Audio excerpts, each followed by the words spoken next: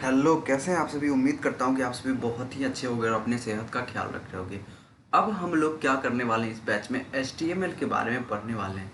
आप लोग HTML का फुल फॉर्म जानते हो, जैसे कि हाइपर टेक्स्ट मार्कअप लैंग्वेज।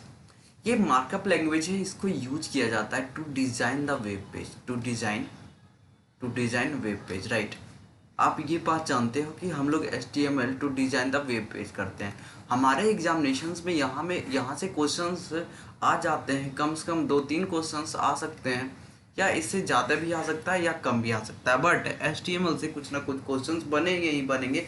क्योंकि ये बेसिक्स होता है। आप जब भी किसी भी स्कूल में आप पढ़ाने जाते हो, तो आपका क्या होता है कि 8 में भी रहता है HTML, 9th में रहता है थोड़ा बहुत। तो आपका स्कूल में क्या होता है कि HTML का सिलेबस है ही है, तो इसीलिए HTML इम्पॉर्टेंट बन जाता है आपके किसी भी टीचर वाले एग्जामिनेशंस के लिए, राइट।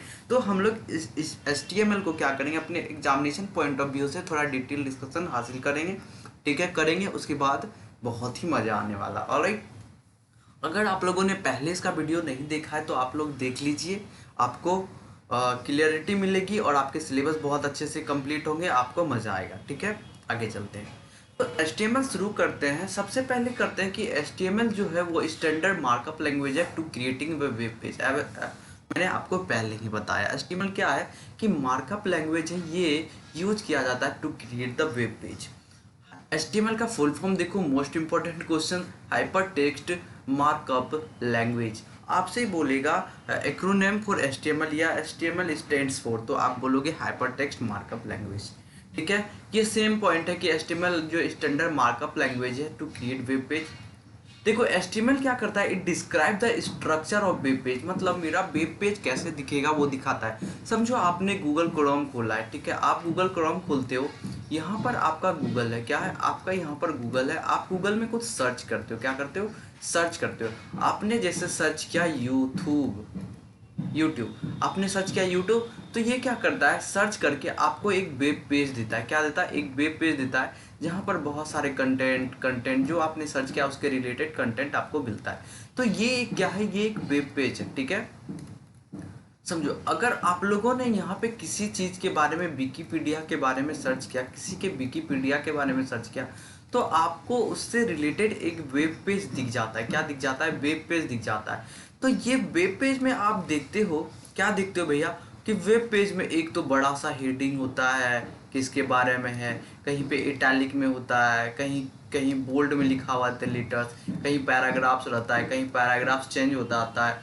तो ये सारा स्ट्रक्चर जो है मेरे वेब पेज का, वो क्रिएटिंग कौन करता है, HTML क्रिएट करता है, ठीक है। और HTML का एलिमेंट जो होता है, आप जैसा कि आप लोग जानते हो HTML का एलिमेंट, जैसे कि HTML में HTML का हेडर जो है वो है, फिर होता है टाइटल टैग, ये सब जो है, ये सब जो एलिमेंट है, ये एलिमेंट क्या करता है, ये बताता है कि ब्राउज़र को कैसे डिस्प्ले करना है इसके कंटेंट को, ठीक है। आप समझ पाए। देखो, ये 1989 में Tim Berners Lee invented WWW। Most important question आए दिन आते ही रहते हैं, आपको देखने को मिलते हैं। तो मोस्ट इंपॉर्टेंट क्वेश्चन है कि आपसे पूछेगा who invented WWW, that is WWW। तो आपका आंसर होगा टीम बर्न्स ली, ठीक है। उसके बाद ये डेवलप होने के बाद 1991 में एग्जिस्ट हुआ, क्या क्या आया, टिम बर्नर्स-ली ने HTML को क्या किया, इन्वेंट किया। इंपॉर्टेंट, याद रखेंगे। आगे चलते हैं।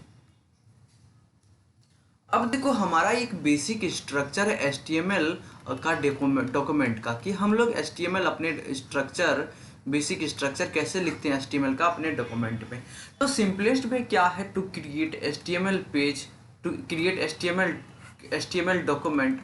आप HTML डॉक्यूमेंट के लिए क्या करते हैं, कोई भी नोटपैड खोलते हो, आपका नोटपैड प्लस प्लस, कैसा भी नोटपैड, लाइम टेक्स्ट, बहुत सारा नोटपैड आपके पास अवेलेबल है, आप वन ऑफ दोज कोई भी लेते हो, आप उसमें अपना ये कोड लिखना चालू करते हो। कोड लिखने के बाद आपका एक टेक्स्ट फाइल बन जाता है, एक टेक्स्ट फाइल रहता है, आप इसको सेव करते हो एज, जो मेरा फर्स्ट HTML डॉक्यूमेंट है उसको हम लोग सेव करते हैं एज क्या, index.htm, ठीक है। ऐसे करके हम लोग क्या करते हैं, ऐसे करके हम लोग क्या करते हैं, सेव करते हैं हम लोग अपने पहले पहले पेज को, उसके बाद हम लोग जैसे जैसे बनाते जाएं, समझो मेरा इंडेक्स है, उसके बाद हम लोग किसी के बारे में डिटेल स्कोर कार्ड बनाना चाहते हैं तो हम लोग उसको लिखेंगे स्कोर कार्ड डॉट HTML, ऐसे करके हम लोग लिखेंगे। ठीक है, तो ऐसे हम लोग क्रिएट कर सकते हैं। ये देखना ना, ये HTML है या STM। ठीक है, तो इंडेक्स डॉट HTM और स्कोर कार्ड HTML ये मेरा क्या हो जाता है, क्रिएट हो जाता है HTML का डॉक्यूमेंट। ऑलराइट, तो ये बेसिक है कि यहाँ से देखो ये ब्रैकेट से चालू होता है, ये ब्रैकेट से बंद होता है, ये हुआ ओपनिंग ब्रैकेट। वहीं पे अगर क्लोजिंग की बात करो तो मेरा क्लोजिंग होता है किसी भी एलिमेंट का ऐसे टैग का, इसको क्या बोलते हैं, इसको टैग बोलते हैं। इसके अंदर जो भी लिखा हुआ है उसको टैग बोलते हैं। ठीक है, आप ये समझते हो, ये हो गया ओपनिंग और ये हो गया क्लोजिंग टैग। ऑलराइट, सो यहाँ पर क्या होता है कि HTML में कुछ हमारे पास क्या है, इम्प्लिसिट टैग्स भी होते हैं। क्या होते हैं इम्प्लिसिट टैग्स, जिसके बारे में हम लोग आगे पढ़ेंगे। थोड़ा मैं बता देता हूँ इम्प्लिसिट टैग के बारे में कि ऐसा टैग्स जिसका कि क्लोजिंग ये ब्रैकेट नहीं होता है वो क्या होता है, इम्प्लिसिट टैग्स होता है। ऑलराइट, चलिए अब हम इसको थोड़ा पढ़ते हैं। तो क्या है मेरा एक्सक्लामेशन डॉक टाइप HTML। ठीक है, उसके बाद है HTML होता है, फिर होता है हेड, याद रखना ये। उसके बाद होता है हेड के अंदर होता है टाइटल, फिर हेड को बंद करते हैं, फिर बॉडी, बॉडी के अंदर हम लोग जो लिखना चाहते हैं वो लिखते हैं, फिर बॉडी को बंद करते हैं और लास्ट में क्या करते हैं, HTML को बंद करते हैं। तो ये मेरा एक HTML का क्या हो जाता है, वेब पेज का लेआउट तैयार हो जाता है। समझ रहे हो?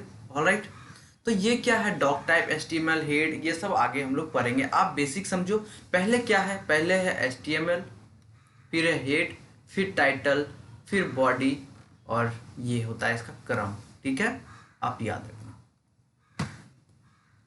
अब चलो हम लोग देखते हैं कि आखिर उन सारे जो हमारे पास ये सारे टैग्स जो हैं इसका मतलब क्या है। अगर आप ये लिखते हो एक्सक्लामेशन और डॉक टाइप HTML, तो ये क्या करता है, ये डिक्लेयर करता है डॉक्यूमेंट का, कि ये बताता है कि ये मेरा HTML5 का डॉक्यूमेंट है। क्या है, HTML5 का डॉक्यूमेंट। और HTML element is the root element. आपसे क्वेश्चन पूछ सकता है कि HTML में बताओ रूट एलिमेंट क्या होगा, तो आपका आंसर होगा रूट एलिमेंट होगा मेरा HTML। ठीक है, हेड जो एलिमेंट है वो कंटेंस करता है Meta information about the HTML page. क्या करता है, मेटा इंफॉर्मेशन कंटेन करता है about the Meta Meta data. Meta data मैंने आपको बताया था जब हम लोग DBMS पढ़ रहे थे। तो ये क्या होता है कि ये एक ऐसा डेटा है जो किसी और डेटा के बारे में इंफॉर्मेशन कंटेन करता है, दैट इज मेटा डेटा। ठीक है, टाइटल की बात करें तो टाइटल जो होता है ये एलिमेंट स्पेसिफाई करता है title for the HTML page. क्या मतलब, which is shown in the browsers title bar और in the page tabs, page tab sorry. तो ये क्या होता है कि टाइटल जो होता है ये मेरा क्या करता है, ये क्या करता है, HTML के पेज का टाइटल शो करता है। ठीक है, बॉडी में क्या करते हैं, बॉडी में मेरा जो भी कंटेंट है वो लिखते हैं। H1 की बात करो तो ये हेडर टैग होता है, हेडर एलिमेंट है H1, ये सबसे बड़ा हेडर देता है। अगर आप लिखते हो H1 कंप्यूटर, फिर क्लोज करते हो H1, तो ये क्या करता है, आपका बहुत बड़ा ऐसे करके कंप्यूटर आपको आउटपुट देता है। ठीक है, मतलब सबसे लार्जेस्ट यही है क्या, H1 से क्या जाते हैं, H6 तक जाते हैं, जो हम लोग पढ़ेंगे। ठीक है, अब देखो ये देखो पैराग्राफ एलिमेंट है। अगर आप इसके अंदर कुछ भी लाइन लिखते हो, this is line, this is line, तो आपका ये क्या करता है, एक पैराग्राफ बनाता है। ठीक है, आप ऐसे पैराग्राफ लिख सकते हो जैसा कि आप वेब पेज में देख सकते हो। ऑलराइट, आगे चलते हैं। अब देखो ये इंपॉर्टेंट बन जाता है कि HTML आखिर हम लोग लिखते हैं तो उसको रन कैसे करते हैं, उसको हम रन करते हैं यूजिंग द वेब ब्राउजर्स। क्या करते हैं, using the web browser. So it is important to know what is web browsers. तो वेब ब्राउजर आप जानते हो, आपके पास डिफरेंट टाइप के वेब ब्राउजर होते हैं, जैसे कि Chrome, Firefox, Safari, Microsoft Edge, ये सब क्या है, आपके पास वेब ब्राउजर्स होते हैं। वेब ब्राउजर क्या करता है, सिंपली डिस्प्ले करता है हमारे HTML कंटेंट को। ठीक है, ये हमारे टैग्स को नहीं दिखाता है, बस उसके कंटेंट को दिखाता है, टैग्स को इग्नोर करता है। कौन, वेब ब्राउजर्स। राइट, देखो हमको जो भी दिखता है अपने वेब ब्राउज़र में, अपने वेब पेज में जो भी दिखता है, वेब पेज में जो भी दिखता है वो क्या होता है, विजिबल पार्ट होता है HTML डॉक्यूमेंट का। तो ये विजिबल पार्ट क्या होता है, बॉडी के अंदर होता है। क्या होता है, विजिबल पार्ट क्या होता है, बॉडी के अंदर होता है। ठीक है, देखो doc type declaration represent the document type. Alright, and helps browser to display web page correctly. It must only appear once at the top of page before any HTML tags. Important है कि ये वाला जो है HTML5 से चालू हुआ, ये जो है मेरा किसी भी HTML टैग से सबसे ऊपर होना चाहिए। और ये देखो, ये केस सेंसिटिव नहीं है। इंपॉर्टेंट है, ये क्या है, केस सेंसिटिव नहीं है। ओके, समझ रहे हो। अब देखो HTML हेडिंग्स के बारे में पहचानते हैं, क्योंकि आप जब कोई भी वेब पेज खोल रहे होते हो तो आपको देखने के मिलता है, जैसे कि आप लोगों ने समझो एक अच्छा सा वेब पेज खोला किसी के बारे में, तो यहाँ पे एनिमल पहले लिखा होगा, बड़ा सा एनिमल ऐसे करके, फिर हो सकता है ये सबसे इम्पोर्टेंट हेडिंग रहा होगा, उससे इससे छोटा लिखेगा, जैसे कि मेरा नाम मैं एनिमल हूँ चलो कोई बात नहीं। देखो तो मेरा क्या होता है, HTML हेडिंग होता है H1 से H6 तक टैग्स होते हैं हमारे, ठीक है। H1 जो डिफाइन करता है मोस्ट इंपॉर्टेंट हेडिंग, और H6 जो करता है define the least important headings. ये आपसे क्वेश्चन पूछ लिया जा सकता है कि बताइए कि मोस्ट इंपॉर्टेंट हेडिंग को किससे रिप्रेजेंट करेंगे, आप बोलोगे H1 और लीस्ट इंपॉर्टेंट H6। लीस्ट का मतलब जानते हो आप इंग्लिश में क्या होता है कि सबसे कम, सबसे कम। लिस्ट एडजेक्टिव है, अब मोस्ट सबसे ज्यादा, ये भी क्या है, एडजेक्टिव है। ऑलराइट, मोस्ट इंपॉर्टेंट, ठीक है, मतलब एडजेक्टिव है, पागल है देखो इंग्लिश तो मुझे आती है, नहीं भी आती है।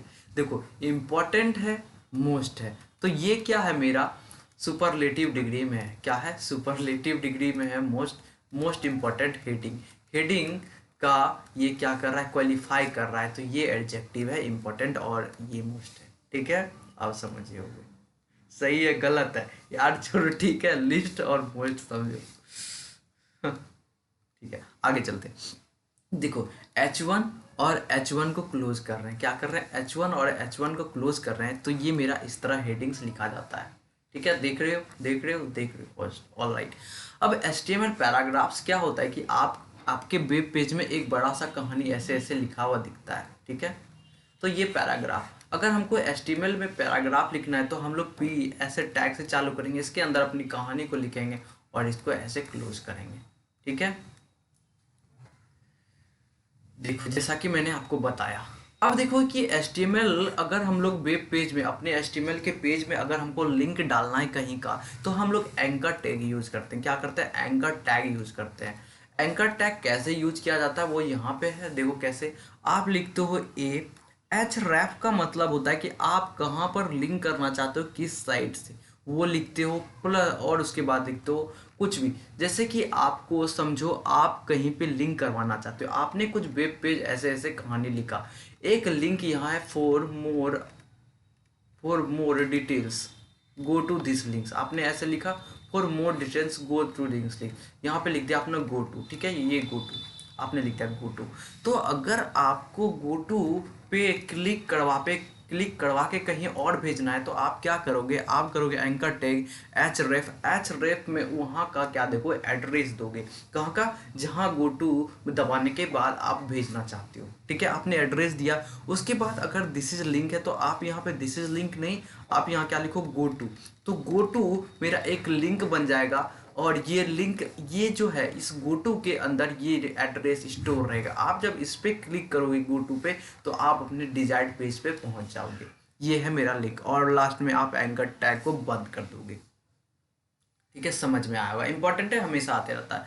अब अगर आप अपने वेब पेज में इमेज डालना चाहते हैं तो कैसे डालोगे, आप करोगे यूज इमेज टैग का, IMG, क्या करोगे, IMG टैग का यूज करोगे। कैसे यूज करोगे, चलो उसको देखते हैं। आप देखो यहाँ पे इंपॉर्टेंट ये है, देखो यहाँ पे इमेज ऐसे बंद नहीं है, ठीक है। आप ये इंपॉर्टेंट याद रखना, आप क्या लिखते हो, इमेज सोर्स लिखते हो, SRC सोर्स कीवर्ड है, सोर्स लिखते हो W3 स्कूल्स। मैंने ये एग्जांपल W3 स्कूल से लिया है, credit goes to W3 school, ठीक है। मैंने ये एग्जांपल W3 स्कूल से लिया है तो इसलिए W3 स्कूल। अगर आपके कंप्यूटर में यहाँ पे W3 स्कूल चलो, उनके कंप्यूटर में ये था, ये, ठीक है।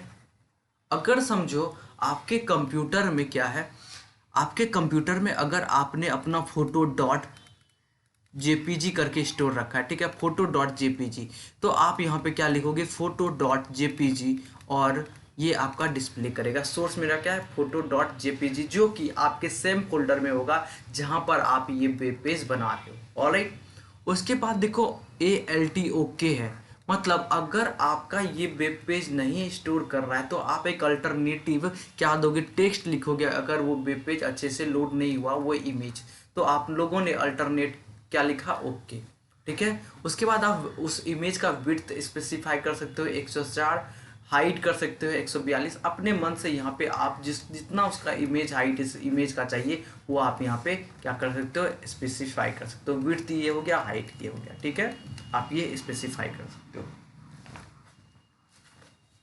ऑलराइट, अब देखो हम लोग थोड़ा एम्बेडी एस्टिमेट एलिमेंट्स के बारे में पढ़ सकते हैं, जिसका कि हम लोग के पास क्लोजिंग टैग नहीं रहता है। किसका, क्लोजिंग नहीं होता है, ठीक है। तो देखो जैसे कि BR, ये क्या है, एक लाइन ब्रेक करता है ना, it is empty element without a closing tag.